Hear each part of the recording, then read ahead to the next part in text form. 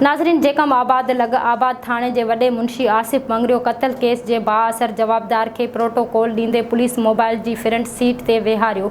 संदसि video leak थी वई। रिपोर्टर अब्दुल्लाह बुरड़ो मूजिब जेकम आबाद शहर में 2 साल अॻु बेदर्दी सां क़त्ल कयल नौजवान वज़ीर अली उन्नड़ जे क़ातिल मुख्य जवाबदार बरकत उन्नड़ खे कंबर शहदाद कोट पुलिस गिरफ़्तार करे वरितो।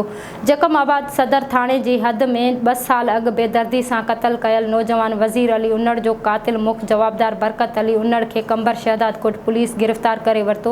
कंबर पुलिस रात देर सां मुख्य जवाबदार बरकत उन्नड़ खे आबाद थाणे जी पुलिस हवाले करे छॾियो। आबाद पुलिस जो कारनामो ॾिसो। आबाद थाणे जे वॾे मुंशी रिकॉर्ड क़ाइमु करे छॾियो। क़त्ल केस जे मुख्य जवाबदार बाअसर हुजण करे खेसि फुल प्रोटोकॉल ॾेई पुलिस मोबाइल जे फ्रंट सीट ते वेहारे खेसि जेकम आबाद जे सदर थाणे हवाले करे छॾियो। ज़रियनि मूजिब बाअसर जवाबदार कब्ज़ा माफ़िया भत्तेखोरी मंशियात जुआ समेत मुख्य किरदार रहियो। आबाद थाणे जो वॾो मुंशी आसिफ मंगरियो खेसि लखें रुपया पिणु भटो वठंदो हुयो।